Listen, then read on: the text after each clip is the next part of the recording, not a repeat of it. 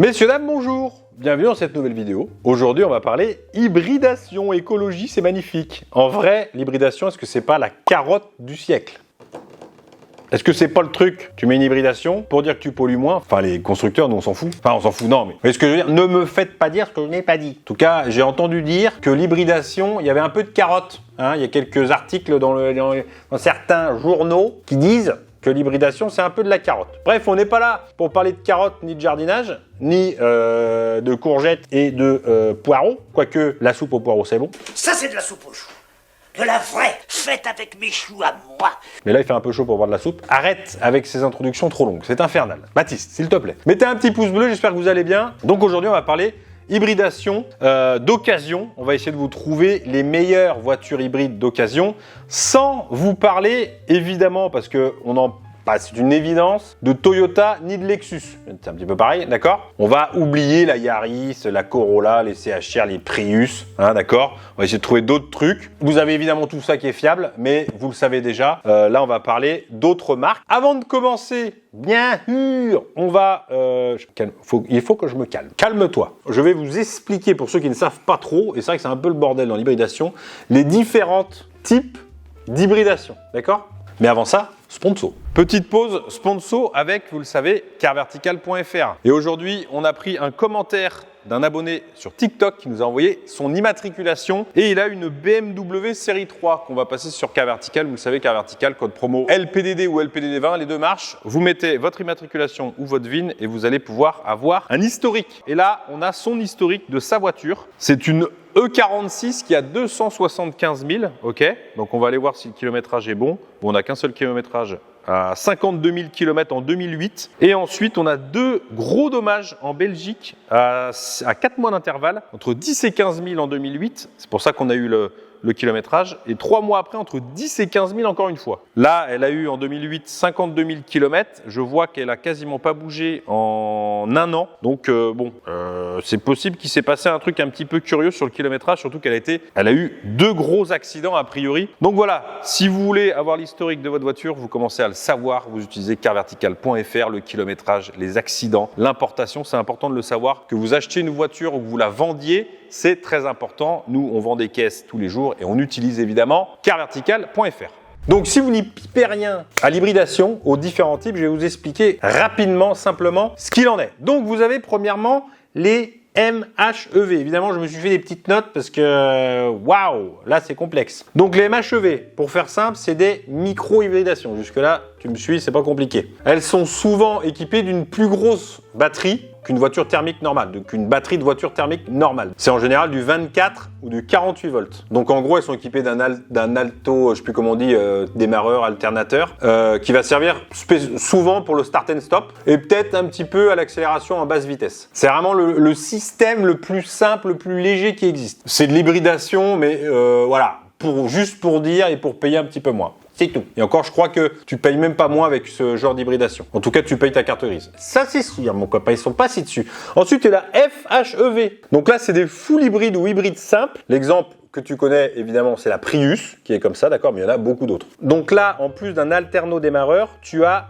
une batterie encore plus grosse que les MHEV. On parle plus en volts, on parle en kilowattheure. Donc c'est de l'ordre de 1 à 1,5 kWh. C'est pas beaucoup, mais bon, on parle en kWh. Récemment, il y a la nouvelle MG3 qui monte à 1,83 kWh, ce qui est d'ailleurs assez énorme pour une hybride simple. Vous avez là, dans ces cas-là, un vrai moteur électrique accouplé aux roues, voire dans certains cas dans la boîte de vitesse. Autre particularité, elle se recharge toute seule en récupérant l'énergie cinétique de la voiture. Quand tu lâches l'accélérateur, ça freine tout seul, d'accord? Et du coup, ça emmagasine l'énergie pour remplir la batterie. Ensuite, on a les PHEV. Si c'est trop long, tu passes, hein, d'accord? Si tu connais déjà l'hybridation, tu passes. Mais je pense que c'est important pour beaucoup de gens. Donc là, c'est le top en matière d'hybride, d'accord? Mais aussi le plus cher, évidemment.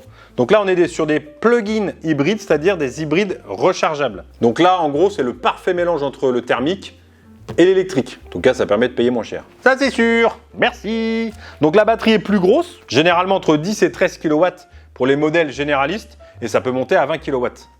Le Volvo, par exemple, XC90 PHEV monte à 18,8 kWh. Le principe, c'est un peu le même que sur les hybrides simples, mais en plus gros et plus puissant. Donc la batterie, c'est comme mon X5, elle peut se recharger en roulant, ou alors, quand ça freine, d'accord, quand tu lâches l'accélérateur et que tu freines, ça recharge la batterie. Tu peux bloquer le moteur en thermique, comme ça, le moteur thermique peut même recharger, ou alors juste au freinage, recharger ta batterie. Et tu peux évidemment, du coup, la recharger avec une prise. Voilà, je vous ai expliqué un petit peu l'hybridation. Maintenant, on part dans le vif du sujet, dans le cœur du sujet. Et on va commencer, messieurs, dames, parce qu'on n'a pas le droit de toucher au Toyota.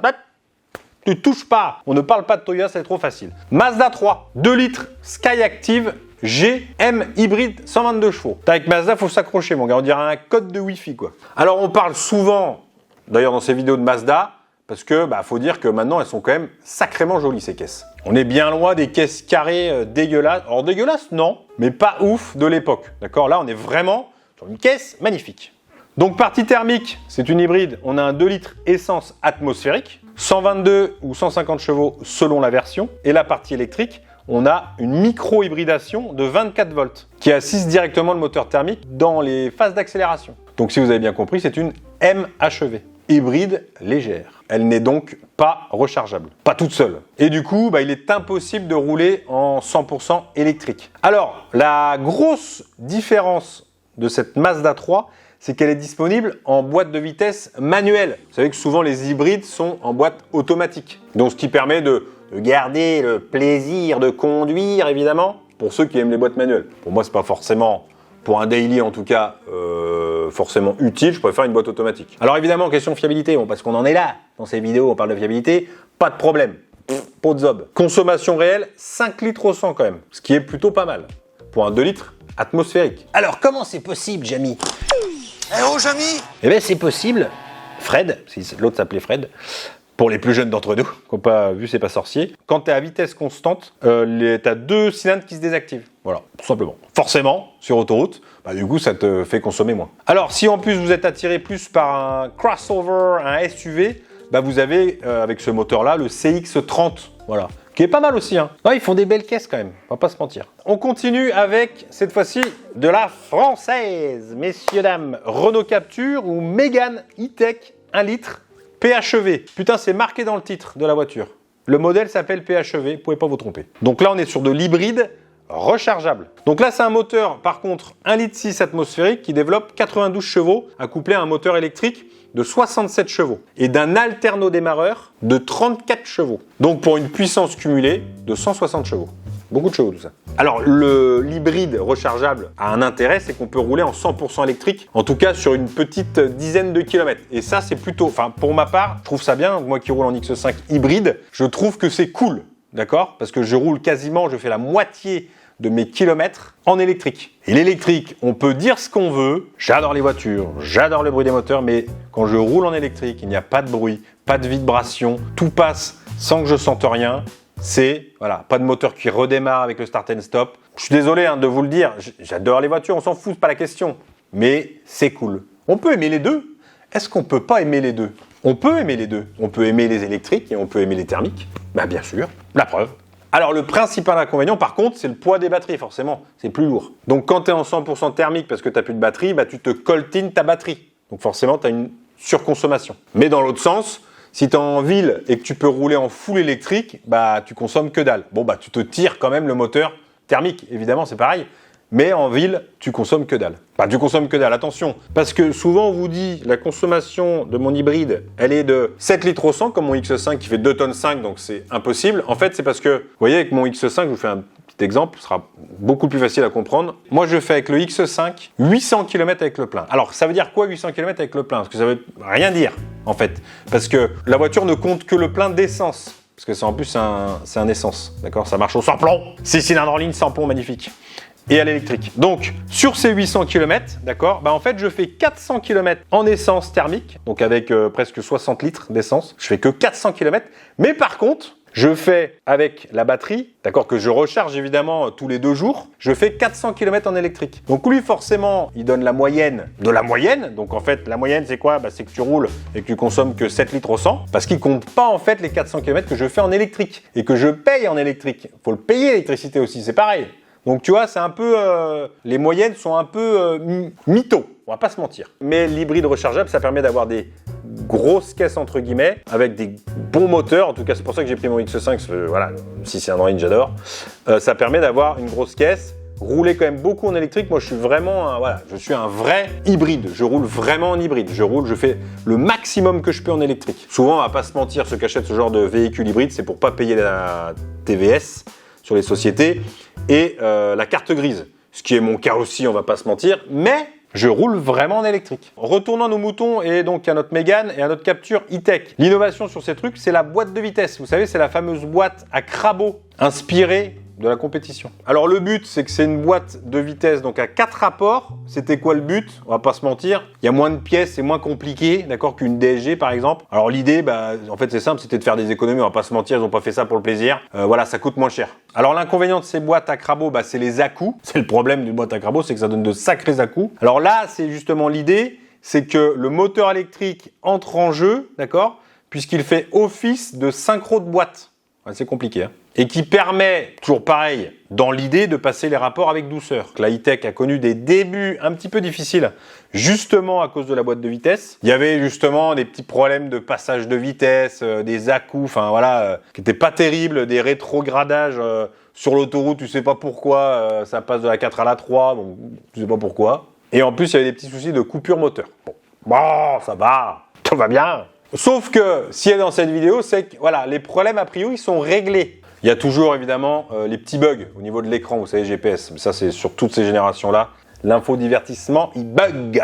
Alors pour la consommation, difficile à dire parce que ça dépend vraiment de la conduite et de ce que vous faites comme route. Mais on va dire qu'on est entre 5 et 7 litres. Si vous mettez évidemment votre batterie à charger ou que si elle charge quand vous roulez ou quand vous freinez, voilà. Mais ce qu'il ne faut pas oublier, je vous l'ai dit, c'est que vous allez consommer moins d'essence, mais vous allez payer l'électricité. Ne l'oubliez pas. Et donc en mode 100% électrique, parce que c'est un petit peu le but de cette hybridation, c'est qu'on a une autonomie réelle de 25 à 50 km, suivant le type de trajet que vous faites. Ça, c'est cool, vraiment. Ensuite, on passe encore sur une Mazda, mais cette fois-ci, la Mazda 2 e-Skyactiv GM hybride de 90 chevaux. Je vous l'ai dit, ils font chier avec leurs mots, on ne comprend rien.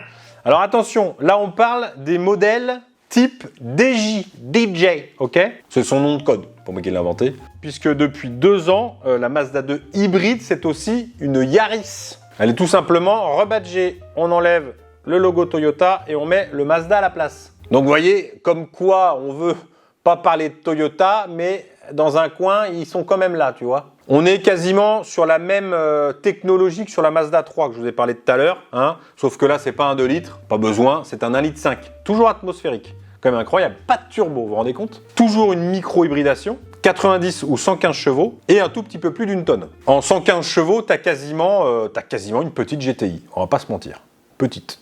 Alors par contre, à 20 000 balles, vous n'en trouverez pas, vous trouverez la version 90 chevaux. Désolé, je vous ai mis l'eau à la bouche et je vous l'ai repris. Voilà. Mais 90 chevaux, ça ira très bien. Consommation mixte, 4,5 litres au 100. Et évidemment en ville, 6,5 litres au 100.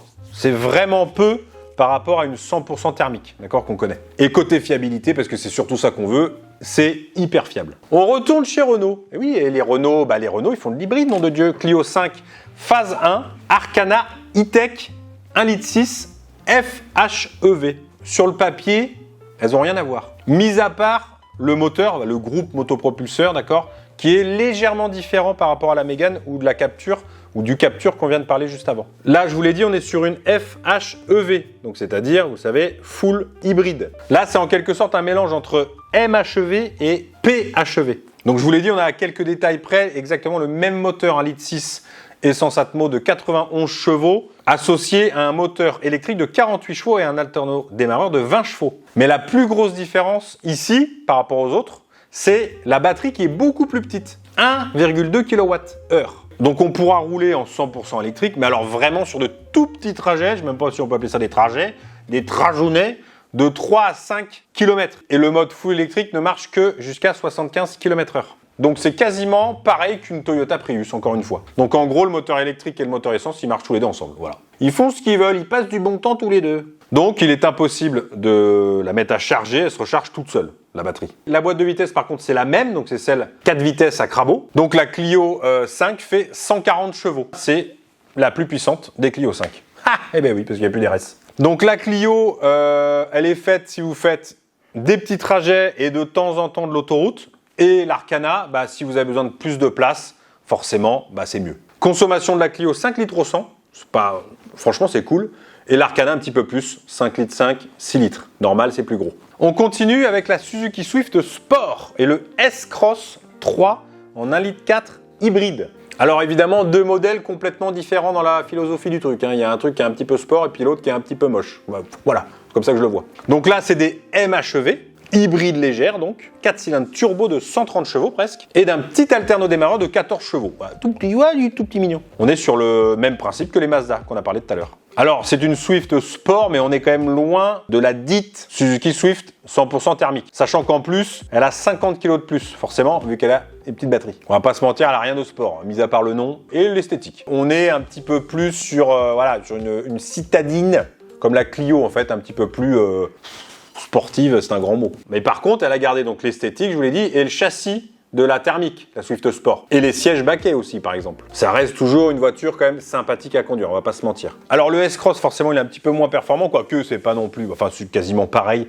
Sauf que lui, il a 3 modes de conduite, auto, sport et snow. D'accord? C'est un petit tout-terrain. On a même la possibilité de bloquer le différentiel central. Donc 50% à l'arrière et 50% à l'avant. La fiabilité, c'est une Suzuki. Donc là, sur ces modèles-là, nickel. Une des marques les plus fiables on the world. Alors la seule chose qu'on peut leur reprocher, mais ça c'est depuis le début, c'est que voilà, niveau de qualité de fabrication et de finition à l'intérieur, on va pas se mentir, c'est pas ouf, d'accord? C'est pas les rois du plastique. Mais par contre, consommation entre 5 et 5,5 litres au 100 pour le S-Cross. Ridicule. Et là, encore une petite voiture, alors celle-là va être un peu mitigée, la Honda Jazz 4, 1,5 litre iMMD. Pourquoi je vous ai mis celle-là? Parce que je la trouve mignonne. Alors à l'extérieur, elle n'est pas très belle, effectivement.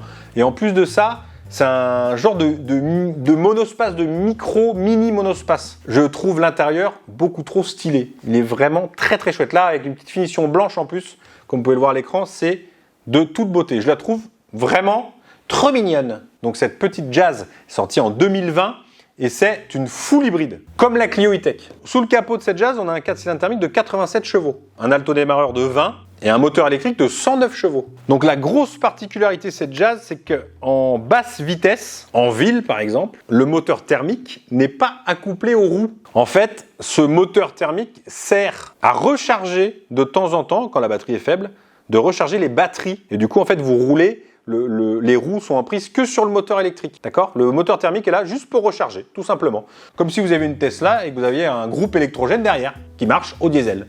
C'est un peu le même principe. Sauf que les consommations et la pollution est quand même bien moindre que si vous faisiez ça, évidemment. C'est un peu le même principe que la BMW i3 Rex. Alors le moteur thermique peut s'accoupler évidemment aux roues, grâce à un embrayage en fait tout simplement. Quand tu as besoin de sortir de ville, de faire de l'autoroute ou de la nationale, là c'est le moteur thermique qui prend les roues et qui fait rouler la voiture. Et alors le point le plus important sur cette Jazz, c'est la consommation. 3,8 litres au 100 km. Et bien sûr, elle est fiable. Forcément. Et on finit par une petite BMW, un plaisir, et encore. Avec la 330e F30 LCI. Vous l'avez compris, c'est le modèle le plus vieux de la liste, parce qu'elle est sortie en 2016. Eh oui. Et elle a été produite que jusqu'en 2018. D'extérieur, c'est une F30 toute simple, sauf qu'évidemment, il y a la trappe pour mettre la prise. On a une batterie de 7,6 kWh, donc on est sur une hybride rechargeable, bravo.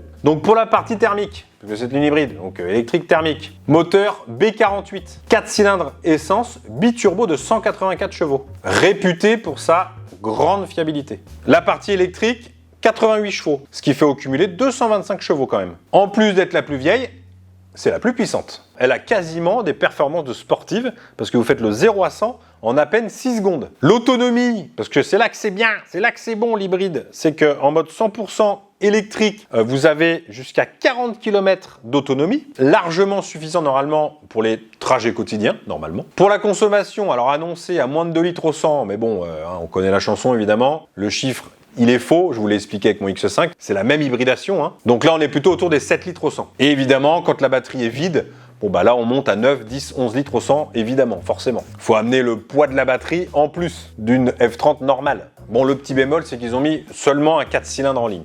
Elle aurait eu un 6 en ligne essence et une hybridation, ça aurait été magnifique. Après, on est sur une BMW, hein, donc voilà, on aime ou on n'aime pas, en tout cas, finition BMW, c'est quand même très sympathique, un petit châssis sympa, un petit peu sport, hein, une position de conduite un petit peu sport, c'est une BMW, une série 3, sauf que vous avez l'hybridation. Donc voilà, cette vidéo est terminée pour les hybrides à 20 000 €, donc je vous l'ai dit, évidemment, vous avez toutes les Toyota, hein, qui sont hybrides et qui fonctionnent très bien et qui sont très fiables, mais l'idée c'était de changer un peu et de vous trouver d'autres modèles que les Toyota, Prius et toutes les compagnies créoles, ou compagnies Toyota plutôt. J'espère que cette vidéo vous a plu, je vous dis à la semaine prochaine, messieurs, dames. Ciao, mettez un pouce bleu et allez faire un tour dans la description.